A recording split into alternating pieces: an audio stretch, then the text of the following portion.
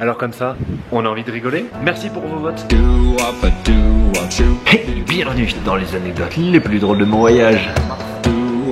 La première anecdote marrante, elle remonte à l'an dernier, c'était en mars ou avril, en Argentine, dans la province de Mendoza. Je faisais du stop dans un village et on m'avait recommandé d'attendre les voitures à la sortie de la ville, là où passaient les bus.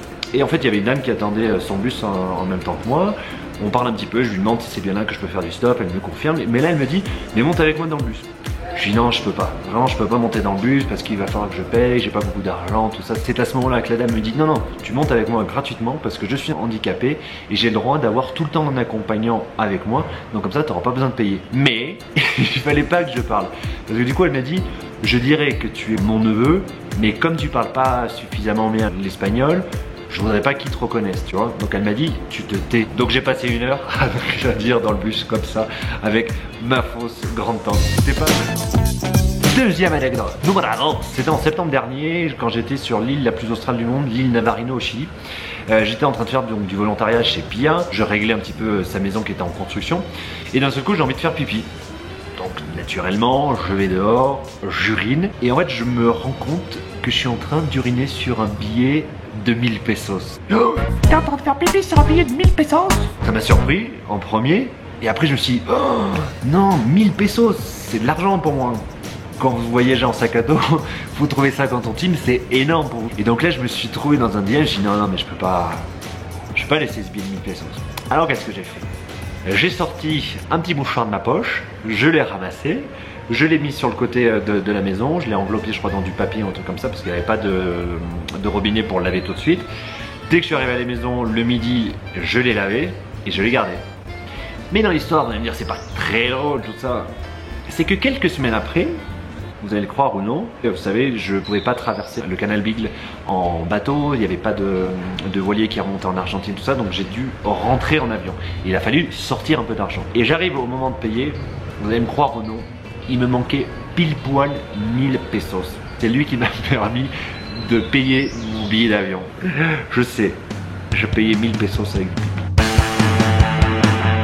Et enfin la dernière anecdote, elle remonte au mois dernier, j'étais encore avec mes parents. D'ailleurs, big up à eux qui sont entrés en France dans le froid et la neige. Donc c'était en Bolivie, on était dans la ville de Sucre. On avait décidé de faire Sucre-Cochabamba en avion. Je crois qu'on avait l'enregistrement à 5h ou 6h du matin. Il fallait 1 heure pour sortir de la ville de Sucre pour aller jusqu'à l'aéroport. Et avec mes parents, on s'est dit, c'est dommage de payer 1 nuit d'hôtel alors qu'on peut dormir tranquillement à l'aéroport. Ce qui fait qu'en fait, on avait passé la soirée avec des amis qu'on connaissait, tout ça. Et puis vers 23h minuit, on rejoint l'aéroport en taxi. Et la dame qui m'avait vendu le billet d'avion m'avait dit, l'aéroport de Sucre est ouvert toute la nuit. Or quand on est arrivé, surprise, il n'y avait rien du tout, tout était fermé. Donc là, on se dit avec mes parents, ouf, comment on peut faire? On a dit, on va pas retourner à la ville parce que c'est 1 heure de route. Et demain matin, il faudra reprendre un taxi. Donc on est resté ici.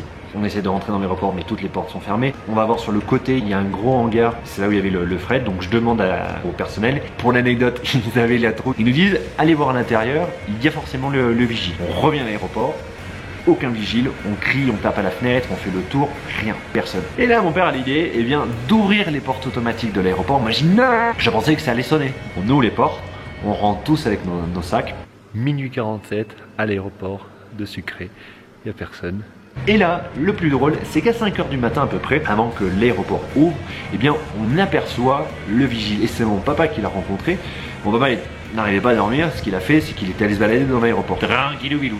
Il avait mis ses bras dans ses manches, ce qui fait qu'il se baladait avec un pull sans bras. On voyait pas de bras. Il avait une capuche qui était recouverte jusqu'ici.